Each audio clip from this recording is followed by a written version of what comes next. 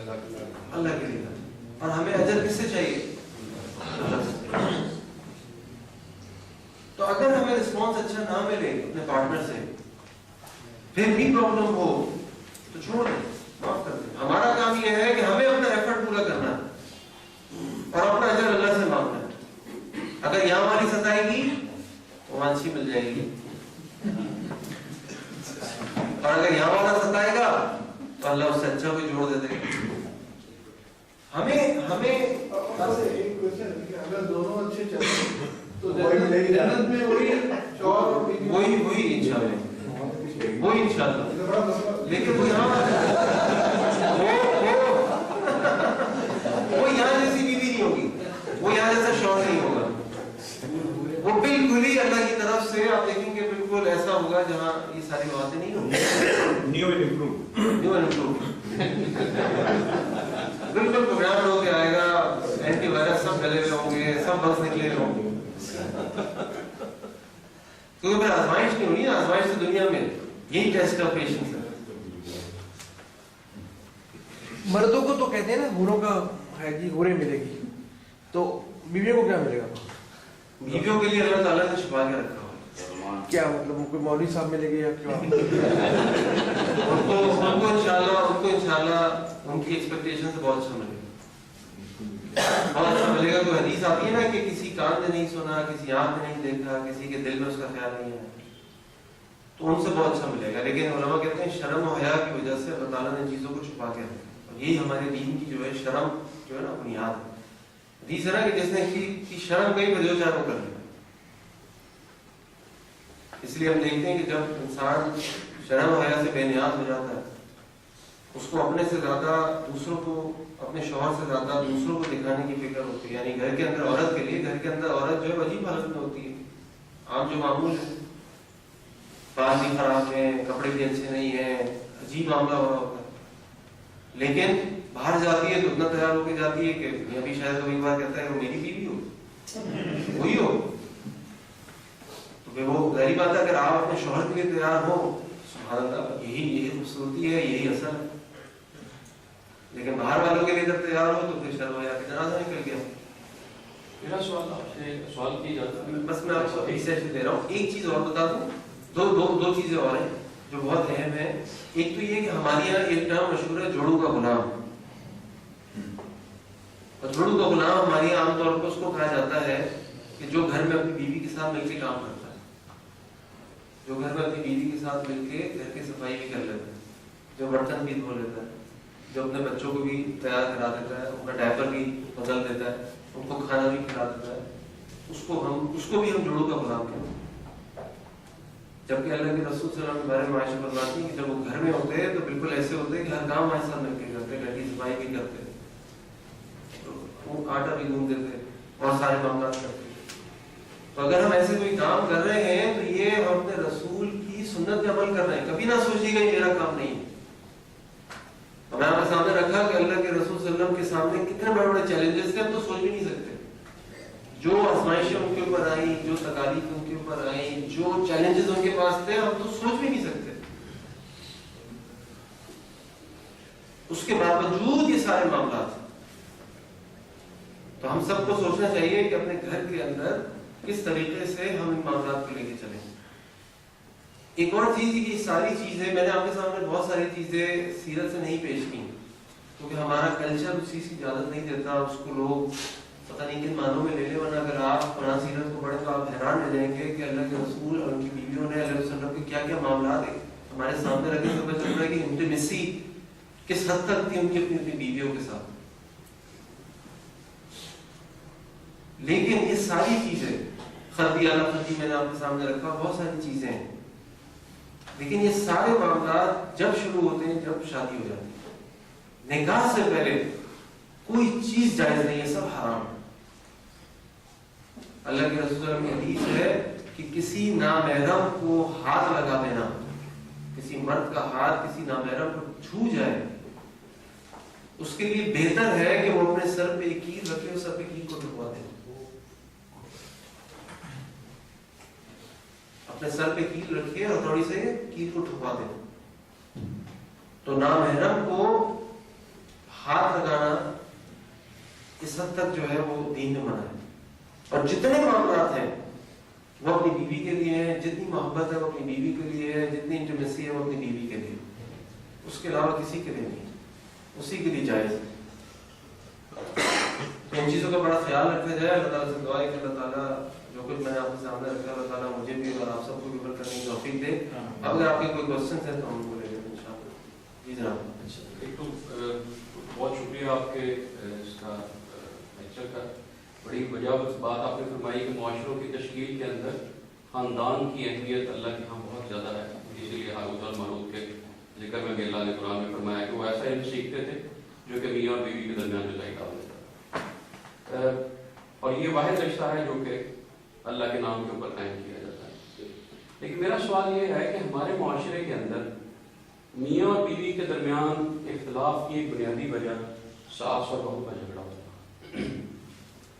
اس میں شاید میاں کچھ ضرورت سے زیادہ توقعات وابستہ کر رہا ہوتا ہے بیوی سے, یا بیوی کچھ ایسی چیزیں جو کہ میاں اور بیوی کے تعلقات سے زیادہ ہوتی ہیں اور جس کی وجہ سے پھر یہ مسائل پیدا ہوتے ہیں. اور پھر ہم نے فائدے میں آیا کہ آپس میں یہ شادی کے ختم ہونے کا ذریعہ بھی بنا. اس کے بارے میں آپ کیا فرمائیں گے؟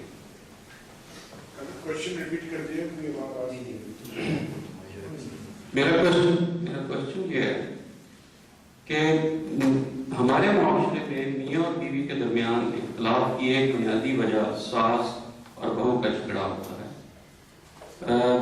جو کہ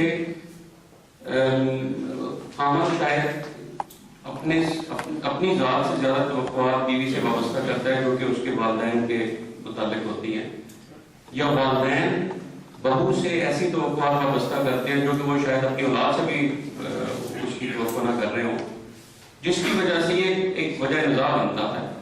اور پھر مشاہدے میں آیا ہے کہ پھر وہ میاں اور بیوی کے درمیان جدائی کا ذریعہ بن جاتا ہے. قرآن و حدیث کی روشنی میں آپ اس کے بارے میں کیا روشنی ڈالیں گے؟ دیکھیے, قرآن و حدیث کے ذریعے سے پہلی بات تو ہمیں پتہ ہی چلتی ہے کہ اگر مسلمانوں کے اندر اپنے دین کے بارے میں صحیح معلومات ہوں اور وہ دین کی تعلیم حاصل کریں, سیرت کے معاملات کو دیکھیں, آخرت کا خوف رکھیں, کیونکہ ساس بھی جو ہے اس نے بھی مرنا ہے اور بیوی نے بھی مرنا ہے, تو اس کے اندر ایک بیلنس کریٹ ہو سکتا ہے. لیکن ہماری خرابی کہہ لیجیے, کمی کہہ لیجیے کہ ہماری یہاں ان چیزوں کے اوپر تو ہمیں تو دیکھیں نا, ہم تو مونٹیسری لے لیجیے, مونٹیسری سے لے کے پی ایچ ڈی تک چلے گئے, کہیں بھی ہمیں نہیں بتایا جاتا کہ فیملی لائف کیسے گزارنی ہے, فیملی میں بیلنس کیسے کریٹ ہوگا, کوئی تربیت ہی نہیں ہے. تو اس میں پہلی بات تو یہ کہ اگر شادی کے شروع میں ہی رولز آف فیملی اسٹیبلش کر دیے جائیں, بیوی کو بتا دیا جائے کہ بھائی دیکھو یہ بات ایسی ہے کہ ماں کے معاملے میں میں نہیں بولوں گا, تم نے جواب نہیں دینا, پہلے دن اس کو بتا دیا جائے, اس کو خود احساس ہو کہ کل اس نے بھی ماں بننا ہے, یعنی ساس بننا ہے, ساس کو بھی احساس ہو کہ بھائی میں بھی اس جگہ پر تھی. تو یہ سارے معاملات بے طریقے سے ہو سکتے ہیں. اللہ کے وسلم کی حدیث ہے کہ عورت پر سب سے زیادہ حق اگر کسی کا ہے تو اس کے شوہر کا ہے, اور مرد پر اگر سب سے زیادہ حق کسی کا ہے تو اس کی ماں کا ہے. تو اس کو اپنی ماں کو فوقیت دینی ہے, لیکن معاملے کو بہت حکمت کے ساتھ, طریقے کے ساتھ چلنا پڑتا ہے. میں آپ کے سوال کو ایک سٹیپ آگے بڑھاتا ہوں, اس کے بعد لوگوں کے ذہن میں سوال یہ اٹھتا ہے کہ کیا اپنے ماں باپ کو چھوڑ کے الگ رہا جا سکتا ہے؟ سوال آتا ہے. جی بالکل رہا جا سکتا ہے. شریعت کہیں بھی ہمیں اس بات کے اوپر پابند نہیں کرتی کہ آپ نے ماں باپ کے ساتھ ہی رہنا ہے. آپ الگ رہ سکتے ہیں, سچویشن خراب ہو رہی ہے, الگ ہو گئے. اللہ کے نبی صلی اللہ علیہ وسلم علی رضی اللہ عنہ کے کفیل تھے, ان کے گارجین تھے, ان کا خیال کرتے تھے, لیکن جب شادی ہوئی تو اپنے گھر بلا کے نہیں رکھا, ان کو کبھی کسی اور کے گھر میں جا کے رکھا, اور الگ گھر کر دیا, کیونکہ ہر فیملی کی اپنی ویلیوز بننی ہے, اب الگ سسٹم بننا ہے. اگر تو everything is going fine, سبحان اللہ,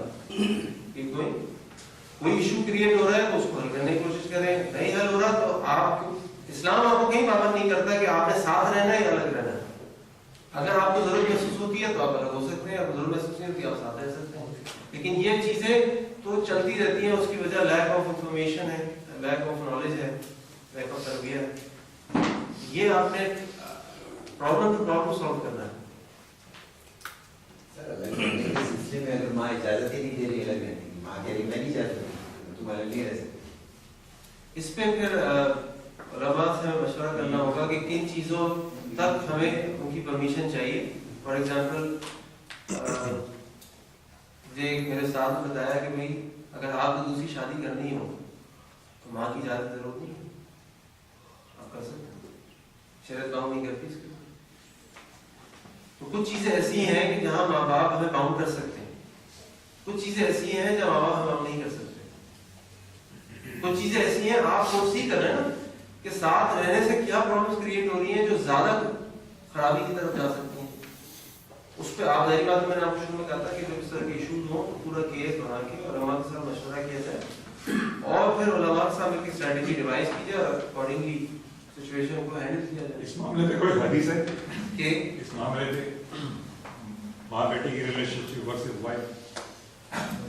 मेरी नॉलेज में नहीं है ये हदीस मेरे सामने है कि सबसे ज्यादा हम बीवी के ऊपर शौहर का है और मर्द के ऊपर माँ का है, और मेरे सामने नहीं है कि लेकिन जो क्लैश की बात आ रही है, कसल की बात आ रही है, इस मामले में कोई स्पेसिफिक हदीस मेरे में नहीं। उसमें मेरे ख्याल के मुताबिक नहीं, फिर मैं ये क्लैरिफाई करना चाहता था कि उलेमा के पास जाया जाए ना जाया जाए। अपने तौर पर अगर उलेमा के पास जाओगे तो एक उलेमा ये कहेंगे, दूसरे उलेमा ये कहेंगे। मेरा ख्याल ये है कि ये अपना मशवरे की बात है ना, हदीस है तो हमें मानना है, तो इंडिविजुअल पे है। देखिए मैं ये करूँ कि उलमा के पास जरूरी है कि ये सारा काम करते हुए कुछ चीजें ऐसी भी हो सकती हैं कि जिनके बारे में कुछ चीजें मौजूद हो। फिर होता क्या है कि चूंकि हम मुसलमान हैं और ये एक हम जब ये स्टेप ले रहे होते हैं माँ का झगड़ा बीवी का झगड़ा, तो ये सब काम करते हुए हम अपने दीन की बुनियाद पे हमें कोई ना कोई एक्शन लेना होता है कि कहीं अल्लाह नाराज ना हो जाए। तो अल्लाह की नाराजगी से बचने के लिए हम उलमा के पास इसलिए जाते हैं क्योंकि जो अल्लाह के दीन का इल्म है वो उनके पास हमसे ज्यादा है। जैसे डॉक्टर है, हमें पता है कि भाई देखिए मैं तो इस बात में मानता हूँ कि लॉ है या रूल्स हैं या प्रैक्टिसेस हैं, राइट, उसी बेसिस पे हम लॉयर के भी बात में लॉयर से भी कहता हूँ आप मुझे एग्जैक्टली लॉ बताएं या रेगुलेशन बताएं या अपना ओपिनियन ये बता दें, स्पेसिफाई कर दें। उसका ओपिनियन मेरे पे बाइंडिंग नहीं है, law is binding on me, इस नजरिए से मैं देखता हूँ। तो अगर उलेमा के पास मैं जाऊंगा हदीस नहीं है तो उसका ओपिनियन अगर मुझे लगेगा सेंसिबल है, वो बाइंडिंग नहीं है मेरी ये सजेशन है कि चूंकि वक्त हमारे पास कम है आज, तो नेक्स्ट वीक या एक दो हफ्ते बाद जिस तरह से आसिम भाई और रफीक और ये जरा अगर हम इस टॉपिक को कंटिन्यू करके क्वेश्चन आंसर सेशन कर लें कुछ आपके साथ, इसलिए बहुत से सवाल हमें आए हैं इस तरह से जहन में, आई एम श्योर कि लेडीज के पास भी होंगे, तो वो भी अगर उनसे लिख के ले लें तो आप हैंडल कर सकते हैं ताकि या वेट। और आई थिंक कि इस किस्म के सिलसिले और जगहों पर और फ्रीक्वेंटली होंगे तो बहुत सी जो प्रॉब्लम्स होती हैं वो अनअवेयरनेस की वजह से होती है कि ये ना हमारी तरबियत में अमूमन शामिल है, जैसा आपने कहा कि हम कभी इसको डिस्कस नहीं करते जनरली। बहुत कम आजकल मैंने देखा है कि निकाह के वक्त मौलाना साहब जो है वो थोड़ी बहुत जो है वो तरबियत देते हैं इस किस्म की मामला के बारे में, लेकिन बहुत मुख्तसर होता है और वहाँ पर जनरली कोई क्वेश्चन आंसर का सेशन नहीं होता। तो इसलिए हम एक सेशन और करें जिसमें हम सिर्फ इसको डिस्कस कर सके, बहुत सारे पॉइंट ऑफ व्यू। छोटा सा सवाल आपका दूसरी करने का आजकल में लड़के लड़कियां दूसरी हुआ ये कि मैंने मियाँ बीवी की बात की थी, हम चले गए बीवी और सास के ऊपर। मैं करते था कि भाई अभी ये बीवी और सास वाला लेक्चर नहीं हुआ, जब वो होगा तो उससे बात कर लेंगे इंशाल्लाह। लेकिन अभी सिर्फ मैरिटल रिलेशनशिप्स की ऊपर बात हो रही है और इन रिलेशनशिप के ऊपर बात हो जाता है इसमें। तो हमारा बार-बार मुझे पीछे से इशारा मैं यूं कर लेता हूँ, कट ऑफ कर लेते हैं, आप मुझसे डायरेक्ट ठीक है। जो लोग जाना चाहते हैं, नमाज का भी टाइम है और कोई कमिटमेंट है तो वो असल में टाइम डॉट 1 महीना होता है कि डॉट 12 से डॉट 1, ताकि जो लोग उसको टाइम को फॉलो करते हैं उनको प्रॉब्लम नहीं।